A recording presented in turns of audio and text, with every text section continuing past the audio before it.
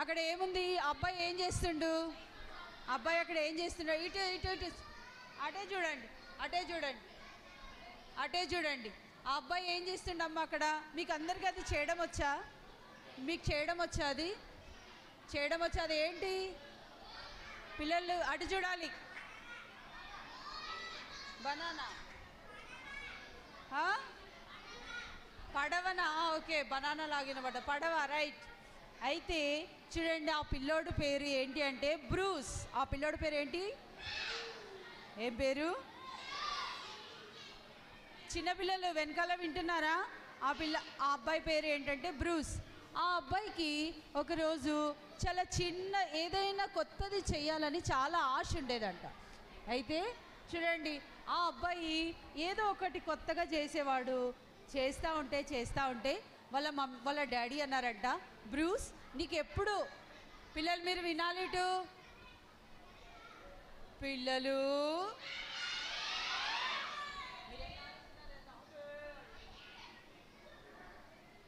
పిల్లలు మీరు ఇక్కడే చూడాలి.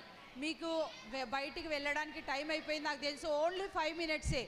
చూడండి, వాళ్ళ నాన్న చెప్పాడంట, బ్రూస్ నీకు రోజు ఏదో ఒకటి కొత్తగా చేయడం ఇష్టం కదా, నేను నీకు అన్నీ తీసుకొని వస్తా, నువ్వు ఒక చిన్న పడవ చేయొచ్చు కదా అని అన్నాడంట.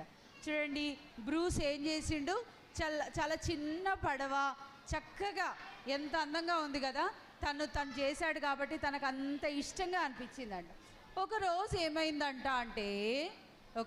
ఏమైందంటే అక్కడ ఆ పడవ తను నీళ్ళలో వేసుకుంటూ చక్కగా ఆడుకుంటా ఉన్నాడంట. ఆడుకుంటా ఉంటే ఆ నీళ్ళ చూడండి, అక్కడ ఏమైంది? నీళ్ళ దగ్గరికి వచ్చి ప్రతిదినం ఆ పడవతో ఆడుకోవడము, అక్కడ ఏదో ఒకటి కొత్తది రెడీ చేయడం చేస్తూ ఉన్నాడు.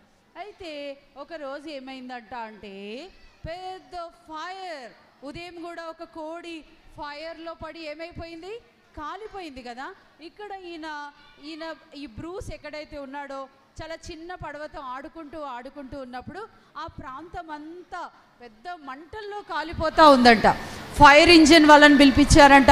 ఎలానైనా మంటలు ఆర్పేయాలి కదా, మంటలతో మనం తట్టుకోలేం కదా. ఆ మంటలు ఆర్పేయడానికి ఫైర్ ఇంజిన్ వాళ్ళు సౌండ్ చేసుకుంటూ చుట్టూ కాలిపోతున్నాయి కాబట్టి ఎంతో కష్టంతో దాన్ని ఆర్పివేయడానికి ప్రయత్నం చేశారంట. అయితే ఇంతకుముందు ఈ మంటలు కలగకన ముందు ఏం జరిగింది? ఆ పిల్లోడు బ్రూస్ ఏదైతే ఒక చిన్న పడవ చేసుకున్నాడో అంత కాలిపోయి మసి అయిపోయింది అనుకొని మర్చిపోయాడు. కానీ మర్చిపోయినాక అక్కడ ఒక చిన్న షాప్ ముందు తను ఏ పడవైతే చేశాడో ఆ పడవకు ధర పెట్టి అక్కడ ఆ షాప్ ముందు పెట్టాడు. డాడీ ఇది నా పడవ కదా, నేను ఇదంతా కాలిపోయింది అనుకున్నా, ఇది నా పడవ కదా అంటే వాళ్ళ నాన్నను పిలిచి, నాన్న ఇది నా పడవ చూడండి, షాప్లో దీనికి ఒక రేటు పెట్టేసి ఇది ఉచితంగా నేను కష్టపడి చేసుకున్నా, ఈయన ఎవరో షాప్లో తీసుకెళ్ళి దానికి ఒక రేటు పెట్టేసిండు, ఇది నాది అంటే పక్కన ఒక షాప్ అతను వచ్చిండు, బాబు ఇది నీది ఎట్లయితుంది? ఇప్పుడు ఇది ఎక్కడుంది? ఇప్పుడు షాప్లో ఉంది. ఈ షాప్ ఓనర్ని నేను కాబట్టి ఈ బోట్ నాదే, ఈ బోట్కి నేను ఎంత విలువ పెడితే అంతకే నేను అమ్ముతా. వాళ్ళ నాన్నకు చెప్తుండు, నాన్న నీకు తెలుసు కదా నాన్న, ఇది నాది కదా నాన్న అంటే వాళ్ళ నాన్న అన్నాడు కదా, అలా ఏముండదు, నేను అడుగుతా ఆగు అంటే అప్పటి వరకు కూడా బ్రూస్ అసలు వెయిట్ చేయలేకపోతుండు. నాన్న నువ్వు అడగడం ఏంటి నాన్న, ఇది నేనే రెడీ చేసుకున్నా కదా, నా సొంతంగా చేసుకున్నా కదా, నా ఇష్టంతో చేసుకున్నా కదా, ఇప్పుడు నేను డబ్బులు పెట్టి కొనవలసి వస్తుంది ఏంటి అంటే ఆగు నేను అడుగుతా అంకుల్ని అడుగుతా అంటే చూడండి కూర్చొని ఏడుస్తూ ఉంటే ఎలా ఏడుస్తుండో చూడు, ఆ బోట్ను పట్టుకొని ఏడుస్తూ ఉన్నాడు. వాళ్ళ నాన్న అంటాడు కదా, బ్రూస్ నువ్వు బాధపడకు, నేను ఇదే బోట్ని మరలా డబ్బులు పెట్టి కొని మరలా నీకు ఇస్తా. ఏమన్నాడు వాళ్ళ నాన్న? మరలా అదేంటి నాన్న నువ్వు డబ్బులు పెట్టడం ఏంటి, ఇది ఆల్రెడీ నాదే కదా అంటే నాదైనా ఇప్పుడు ఇది ఎక్కడుంది? షాప్లో ఉంది. కాబట్టి షాప్ అతను ఊరికే ఇచ్చేస్తాడా? ఇవ్వడు. గనుక చూడండి ఆ పిల్లోడికి అది మరలా దొరకగానే చూడండి ఈ పుల్లలతో నేను చేసా, ఇగో ఈ మెటీరియల్తో నేను చేశాను, చాలా ఇష్టంతో కన్నీరుగా ఆర్చుకుంటూ ఏడ్చుకుంటూ ఈ బోట్ నాది కదా, ఈ బోట్ నాది కదా అనుకొని ఏడుస్తుండు. చూడండి మన కొరకు కూడా యేసు ప్రభు, మనం ఆల్రెడీ ఆయన రూపంలో ఉన్నాం. ఆయన సొంతంగా, ఆయన సొంత ఇష్టంగా మనకు ఎలా ఉండాలో మనల్ని అలా తయారు చేశాడు. కానీ మనం ఏమైపోయినాం? ఇప్పుడు పాపం చేత నష్టపోయినాం, పాపం చేత నాశనం అయిపోయినాం. కానీ దేవుడు తెలుసా, మరలా ఆయన రూపంలో ఉన్న మనల్ని మరలా డబ్బులు పెట్టి, డబ్బులు అంటే డబ్బులు కాదు, వెల పెట్టి మనల్ని మరలా కొన్నాడు. ఆయన వెల, ఆయన చెల్లించిన వెల ఏంటో తెలుసా? బ్రూస్ వాళ్ళ తండ్రి డబ్బులు పెట్టి వెల చెల్లించిండు. యేసు ప్రభు తన రక్తం కార్చి మన మీద వెల చెల్లించిండు. ఆయన అమూల్యమైన రక్తం మన కొరకు చిందించిండు. తద్వారా మనకి ఏం దొరికింది పిల్లలు? అక్కడ ఏం రాసింది చూడండి, నశించిన దాన్ని వెతికి రక్షించుటకు మనుష్య కుమారుడు ఈ లోకంనకు వచ్చేను. ఈ మనుష్య కుమారుడు ఈ లోకానికి వచ్చేను అన్నమాట.